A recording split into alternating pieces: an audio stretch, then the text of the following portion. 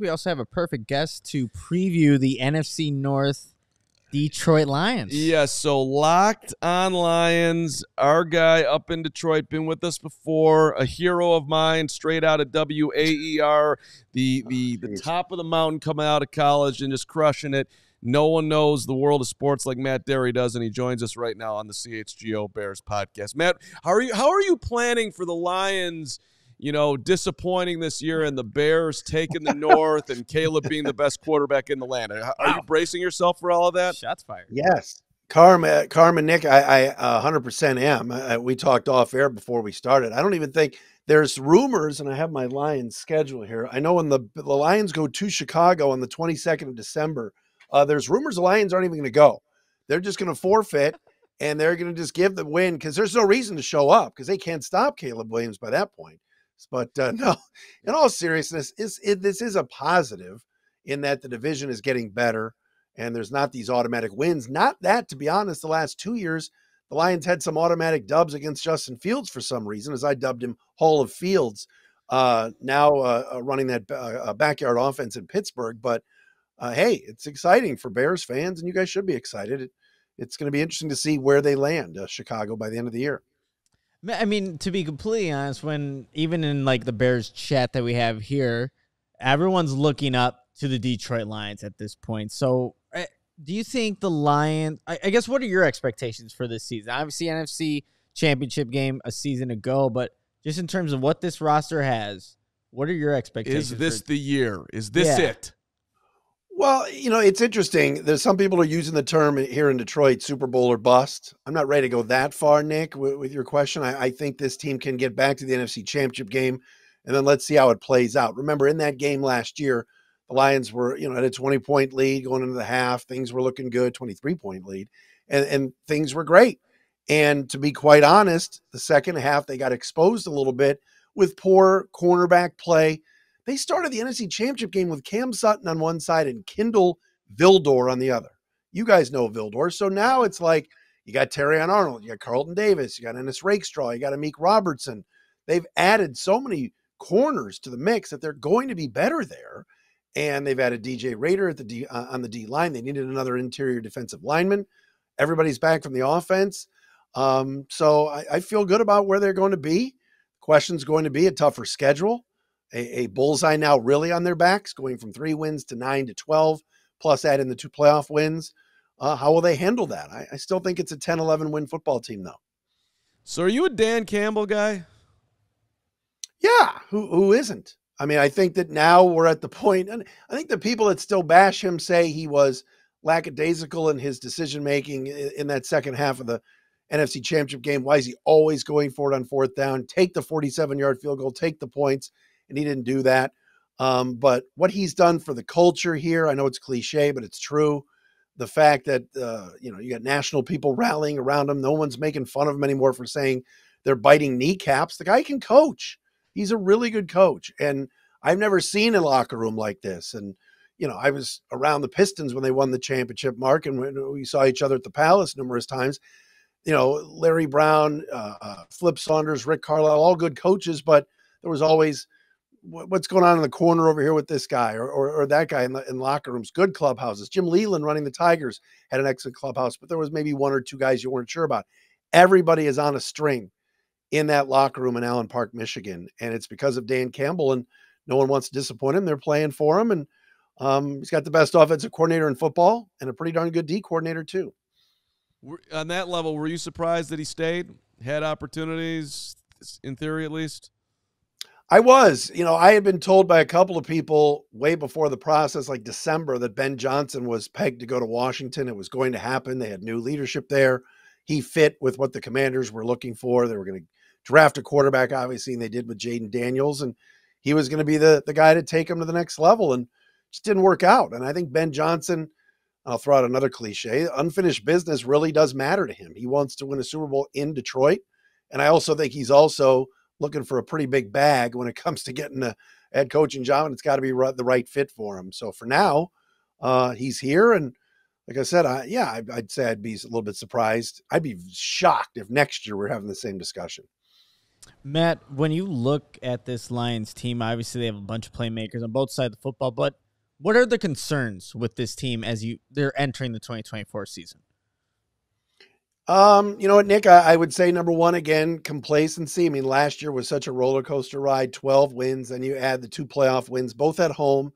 Kind of got lucky playing the Rams and Stafford coming back. The crowd was so fired up for that. And then in the divisional round, getting a Tampa Bay team in round 2, it's like, that's who you're getting. Great. We'll take it. Because Dallas, of course, got eliminated. So that's number one. Number two, I would say the opposite edge of Aiden Hutchinson. I mean, Hutchinson, Reeder, Aleem McNeil along that front is going to be great. Who's going to be that other edge rusher on the other side that's going to have to wreak some havoc and get to the quarterback? They think it's going to be Marcus Davenport, whom they picked up in free agency. It's not a lot of depth there. James Houston they like. Josh Pascal's back. They've added some others, but keep an eye on that. I still am concerned sometimes with a lack of pass rush. But every team wants to have, that guy. Look, the Bears got Montez Sweat. That would have been a great pickup for the Lions, and that was too much draft capital for Brad Holmes to cough up. Not so much for your guy Chef Poles there, but I think the secondary is going to be much better. I like the linebacking crew, and the kicking situation is a little bit of a question mark right now too. So you don't mention the quarterback, Matt. I mean, where do you think that the Lions have the best QB in the division? Would you say that? Yeah, I would right now. I mean, Jordan Love, obviously, if he takes the next step with the way he can also run a little bit, can be special. I'm not sure I would ever say Jared Goff is going to be special, but let's look at the last 2 years. Look at the numbers. Look at the winning. Look at the accuracy. And, yeah, he's got a Pro Bowl receiver in Amon-Ra St. Brown, but it's not like on the other side he's got Calvin Johnson still there. He doesn't. Now you subtract Josh Reynolds. They like some of the young guys they have, but this is a big year for Jamison Williams to step up. But the relatability that Goff has with his tight ends, with Sam LaPorta, the way he runs that offense, I would say he is right now. But of course, Jordan Love can get there. Of course, Caleb Williams maybe end up being special. I mean, you spent the first pick overall on him, but we'll see. But I think right now, Jared Goff, yes. You mentioned Jamison Williams. What is the expectations for a guy that was a former number 12 overall pick? Obviously, you have Amon-Ra St. Brown over there, Sam LaPorta, some of the weapons there. But for a guy like Jamison Williams, what does this year mean to him in 2024? I'm not saying, Nick, that this is it, but it's close. I mean, this is year 3. You said it. He's a first-round pick. They made a trade to get him a couple of years ago. He's had the suspension for the gambling thing. He's been hurt. It took him a second to pick up the playbook. There were games last year where Goff found him deep for some shots down the field. He couldn't locate the football. One game in Baltimore, the ball hit him right in the face mask. It was a touchdown. Then there's other games like the NFC Championship game. You hit him on a little reverse. He takes it to the house and runs by everybody. That's a good San Francisco defense. So you see some things you like. Other times you worry. Now there's got to be that consistency. He's definitely going to be on the field more than he's ever been. Because like I said, Reynolds is gone. Khalif Raymond's coming back from an injury, and they're not sure their number 4 receivers right now between Peoples-Jones and Antoine Green. So J-Mo's got to do it. It's time. And I also think he could be a huge weapon in the kick return game now that the kick return is back in the NFL. So we've debated on the show here, Matt, who's better, Amon-Ra, DJ Moore. I'm actually giving the edge to Amon-Ra. I think that's fair considering what he's done. It's not taking anything away from DJ. And today we're learning that apparently he can play with an oblique that was torn off the bone. What's your understanding of the superhuman powers of Amon-Ra? This seems to be a not true story, but yet somehow Amon-Ra is able to do things that other humans can't. I've heard just about everything. I know this Netflix series is out, so it's unmasking some things about St. Brown. Bottom line is this: he's just so reliable. He's very durable. When people say he's too small, can't play on the outside, they line him up on the outside and he toes somebody. He's special, man. He's just really, really good. And obviously a 4th-round pick, and the 20 receivers that we're taking in front of him has kind of become an old bit around here. But man, he can do it all. And new contract, I don't think that will affect him at all. Injuries or not, playing through injuries or not, This guy is just he's the leader of the offense. I mean, Goff is, but when you know where you got to go on 3rd and 8, you got to get that first on a 4th and 7. That's the guy you're looking for is number 14. You know, another good option is Sam LaPorta. Is this like the next Travis Like the year he had in his rookie season was phenomenal. And I went to the University of Iowa, so secretly I'm like, okay, Sam LaPorta, do your thing. But what has been your again, reaction to what he did in year 1 and what he can possibly do moving forward in this offense? Yeah, Nick, I had no idea that he would do that. I mean, come on. Right now, most experts think after Kelce and Kittle, he's the best. And he's only in his 2nd year. It's amazing how much better he got as a blocker as the season wore on, as a pass catcher, the way he was able to get down the field, make plays. He was always available. He was always open. I can't remember the time he dropped a pass. And you look up at the numbers and go, setting rookie records for yardage and everything else. And we had a really good tight end here with the Lions and TJ Hawkinson. But I think the Lions saw something where they weren't going to extend TJ. Let's get rid of him now. Traded him within the division, but got some draft capital for him. Good draft capital, the 2nd round pick too. And LaPorta has been unbelievable. You're right. I mean, can he be any better than he was? Man, that would be something special. But it was interesting the other day when Travis Kelce was down at that tight end U, and they asked him who the best tight end is down there, and he said it was without a question Sam LaPorta. I mean, you got to give Brad Holmes a lot of credit. The dude has a great eye for talent. And LaPorta's, obviously somebody that you can throw under the umbrella of dudes that he identified. All right, but let's go back in time and bring in a guy who's now playing for the Bears. What do you think the Bears have in DeAndre Swift here, Matt? Are Bears fans going to be loving him come the middle of the season, or are they going to wish that David Montgomery was back in a Bears uniform? You just said something interesting. Will they love him in the middle of the season? Do you love players in the middle of the season that are inactive? Because the middle of the season is when DeAndre usually's got a hip pointer, an ankle, sprained knee. You're going to love him in August and September, but he is just not durable. He's always hurt. Last year, he looked very good in Philadelphia. Very good. And I was impressed. Also was a contract year. So I'm interested in seeing how many games you get out of him, because when he's touching the football and he's in space, he's great.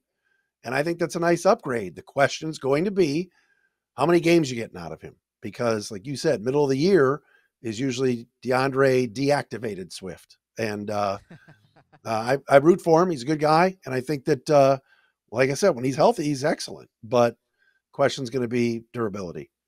So would you rather have Swift or Montgomery? Well, I know I'd rather have Jahmyr Gibbs than both of those two that you named. Kept him out of that. Yeah. I think the Lions, I think they knew what they were getting in Montgomery in terms of they needed another veteran with the leadership, the experience, runs between the tackles. And I like David Montgomery a lot. I think Swift is obviously a better pass catcher and could probably be somebody that you're throwing wheel routes to more than you would with Montgomery. But that's, they're pretty even to me. I mean, I think they're both really, really good backs. I just think Montgomery, I would expect more games out of Montgomery played than DeAndre. Montgomery complements Jahmyr Gibbs really well Oh, too. yeah. It's like a perfect combination there. That's fair. Just trying to stir up some controversy, running back controversy here on July 11th. That's what I'm here for. Oh, man. So, Matt, let's ask you a question that you can't necessarily know the answer to, so just your opinion on this. But do you think the Lions are built for this?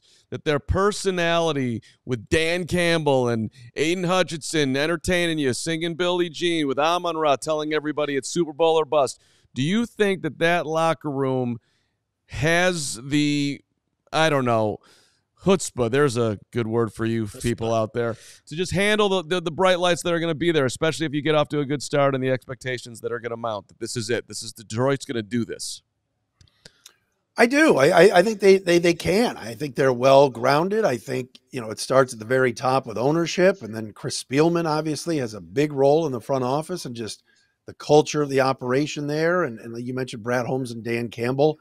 I think it's just going to come down to talent and health. But as far as the mental stuff and people worried about, They made the NFC Championship game last year, so now they think they're hot, you know what, and they're going to be so good, and there's no way they're going to lose, and everything else. They're not going to get involved in that. I don't think they're going to listen to the hype. I don't think they're going to, hear the prognosticators. Who, remember back in the day, Sports Illustrated would put something crazy on the cover, like, "Oh, the Lions are going to win the Super Bowl" or whatever. And maybe that would be the case if that magazine still existed. It wouldn't matter to the Lions. I think Dan Campbell is going to have a good message in 2 weeks of training camp of let's take one game at a time and all that stuff. And we've done nothing, but let's take that next step. This was a 3-win football team just a couple years ago. Went to 3, went to 9, went to 12. I still think because of the schedule, they might not win as many games as they did last year, but I think they're going to be a better outfit. I think they have a better roster. I'm not worried about the emotional stuff, the distractions, stuff in the locker room, contracts. Everybody's taken care of pretty much. Lee McNeil and Taylor Decker need to be extended, but Goff's deal's done. Panay Sewell's deal's done. St. Brown's deal's done. So I think from that standpoint, Mark, you ask a good question. I think they're okay. Question's going to be, what if Hutchinson, knock on wood, got hurt? Could they get enough pass rush? Playing a rookie corner like Terrion Arnold, is he ready for the stage? Those are the things I'd be more worried about than all the hype and people talking about them. Matt, we were talking about Dan Campbell and the culture that he has obviously created in Detroit. Where do you see that manifests itself when it comes to football games? Where in terms of the culture that Dan has set, like you see it out there when the Detroit Lions are playing football. Where do you see that most? I think the coaching staff, Nick, is really good and they're empowered. How many times have we seen, well, the OC and the DC are not on the same page, or who's calling the plays? Is it the head coach or the offensive coordinator? In Cleveland a couple of years ago, Kevin Stefanski's done a fantastic job. But the talk of, well, should he be calling the plays? None of that goes on. Dan Campbell empowers Ben Johnson. Call your offense and go. I'll be here to tell you, let's go for it. Let's punt. Let's kick a field goal, whatever it is. He allows him that space. Aaron Glenn, the same thing as the defensive coordinator. There are a lot of former players on this staff. Most of the staff all played in the league. Antoine Randall L., wide receivers coach. Hank Fraley, O-line coach. Mark Brunell, quarterbacks coach. All these guys played and are not 60 or 70-year-old guys. These guys have just played recently. Deuce Staley was on the staff a few years ago. The guys really buy in to their position coaches. Kelvin Shepard, the linebackers coach, is extremely popular. That's going to be a guy that in a few years is going to be a head coach in this league. So staff's really good, and they buy in. That's kind of where it all comes from. Who's this defensive lineman, Levi Onwuzurike? Can you do that? Can you do that for me? I'm hearing Onwuzurike is going to be a thing here, Matt. Says who? Who said that? That was like that came out of minicamp that he had a really good spring. There's quotes from Dan Campbell. This is as if the Lions need more things going well from Onwuzurike's coming out of nowhere here.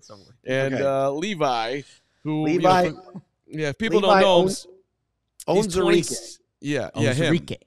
So Bears fans don't need to be worried about Onwuzurike. Damn it. I've never been a fan. I think he's been underwhelming as a second-round pick. You want to talk about Brad Holmes' drafts going 4 years deep now, have been phenomenal. If you look at I think it's 26 or 27 picks that he's had, and I think all but one are still on the roster. It's amazing the amount of guys that are still around and have made it. Levi is a guy, and as a former second-round pick, that really has not performed. He's been hurt. When they drafted him out of Washington, he was hurt. And he just never has been on the field enough. And when he's been on the field, it's been okay. It's a contract year for him. So if this is the time for him to step up, that'd be great, because obviously you always could use depth on the interior of that defensive line. But yes, you're right. He did have a good mini camp, but is that the second coming of Refrigerator Perry? I'm not so sure. I'm just letting people know that they're watching the CHGO Bears podcast today. I love it. You're really going deep. You're really going inside with this stuff. Well, listen. I've already figured out we got it that Goff is crushing and Amon-Ra's the man and Bears fans are puking. Would you say, Matt, before, and so much appreciate the time, love having you on, great to see you, superstar in the media world for a long, long time now. Would you say that it's accurate, the consensus out there, Lions 1, Packers 2, Bears 3, Vikings 4? Do you agree with that? I do, but I will say this. I'm not a huge fan of your coach. I'm not sure he's the guy. I think the talent is getting better. You could just see it. The roster is much better. That receiving core is scary good. You got some guys. The question's going to be if Matt Eberflus can get it done.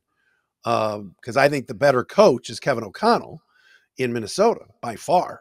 But again, everybody's just thinking, oh, Minnesota sucks. Well, last year, if you saw what KOC did and what Brian Flores did, I thought that was pretty good for a team that lost their quarterback, was trotting out a different quarterback every week, it seemed like, had a lot of injuries on defense, knew they were going to lose Daniil Hunter, and did better than expected. So everybody now is, you're right, saying what you just said, Mark.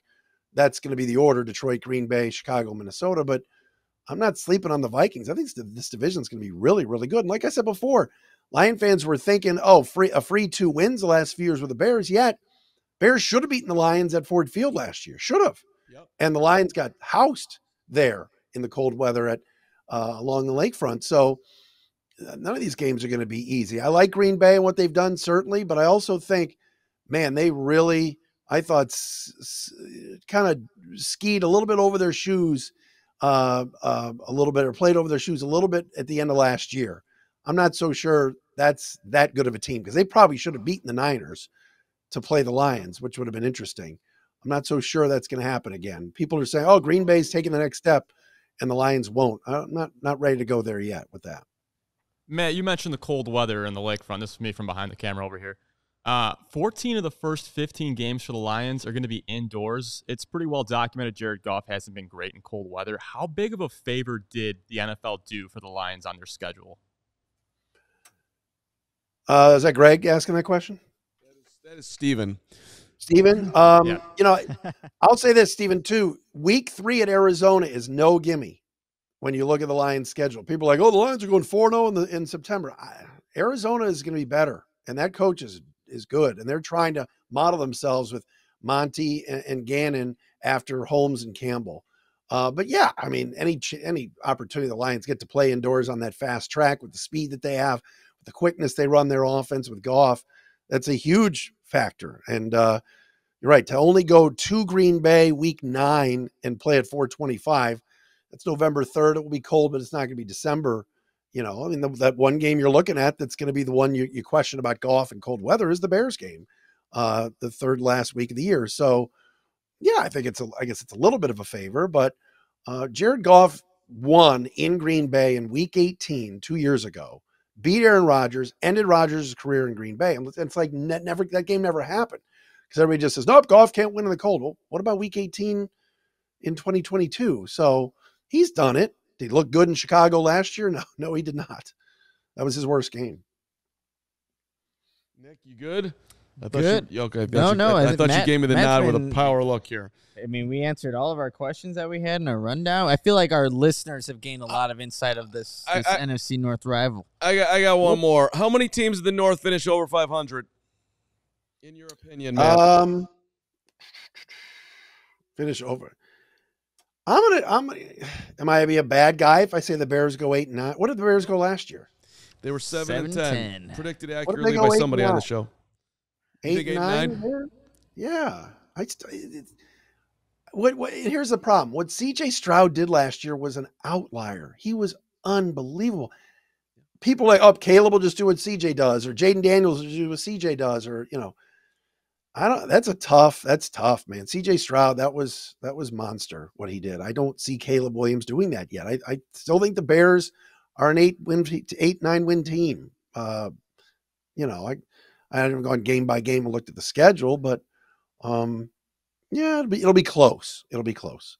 Does Don Burr or Chim Richards watch your show? Do you know? Because they're in our show. So we've got 2 Lions fans that are here every day. One is Chim Richards, who is Oh, I see him on the screen now. Okay. Yeah, and then we've got Don. Yeah, and then we got Don Burr. These are every day. They watch every day? Yes. Every day. Consistent. I love it. That's great. I love it.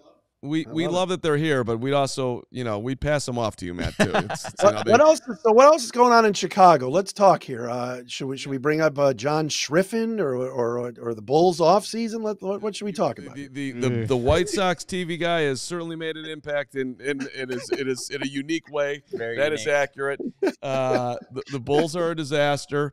That's accurate. This ain't the 90s. And, the baseball on both sides of town is really nauseating. But that's why Caleb is coming, Matt. This is going to be a decade-long run. Think 80s if you're the Lions, where, McMahon and Peyton and that's what's coming. And the Bears are going to own Chicago for a good period here before Connor Bedard takes over. They own. Oh, that's right. Well, they own them already. Regardless, come on. I mean, that's just but this would be and let me say this. Let me shill for a second. I love driving in the car on some Sundays and putting on Jeff Joniak and Tom Thayer. I think they're tremendous. I'm a huge fan of the radio team. I miss my buddy Zach Zaidman being on the sidelines. Zach's my guy. I love listening to those broadcasts. Touchdown Bears. I love that. I'm excited. I always get a kick out of listening to those guys. JJ's ready to go. There's no doubt about it. No doubt. He'll also, whenever I see him at training camp and just in general, he looks at me with a cross-eyed look of how do you have a job, which I don't take offense to. That's okay. Wait, this is great. We'll trade you Levine to bring back Jason Benetti. yeah. Greg, that's great. Why you guys are not? The Pistons are embarrassing. Why can't you just take Zach LaVine from us? We don't. The Bulls just want to tank. Can you facilitate something up there, Dery? I'm stunned that it didn't happen. I figure actually, if it was the old regime, Troy Weaver and company, it wouldn't have surprised me. But now Trajan Langdon is running the show, and I don't think he wants any part of Zach, unfortunately. And the Benetti thing, Jason's allowed to do his shtick here. They love him. The Tigers, let me tell you something. The Tigers don't care about winning here. They don't. You look at the roster, but they love Benetti. He's like the mayor of Detroit. Like, they love him. Like, that's all they talk about. That was the biggest pickup of the offseason. Organization loved him. No, Jason's amazing, and that none of what you just said is any surprise to literally anyone, except for maybe one person. But I would like to offer this trade. Zach LaVine for Javi Baez. The Bulls will take Javi Baez back, and you guys can have Zach LaVine. What do you think? I was at the Guardians-Tiger game last night. Javi came up, and I told my wife, who knows baseball, but not, she's looking at TikTok on her phone. I said, watch this. He will not see a fastball. It's going to be all sliders in the dirt. And lo and behold, Javi rolled over one, and it was just like old times. I mean, dude hit a homer in game 1 against the Giants back in 2016. He'll forever be beloved. Yeah. Hey, Matt, thanks for the time, man. Always great to see you, brother. Continued success. Talk soon. All right, guys. Anytime. Thanks so much. We all silly like the mayor.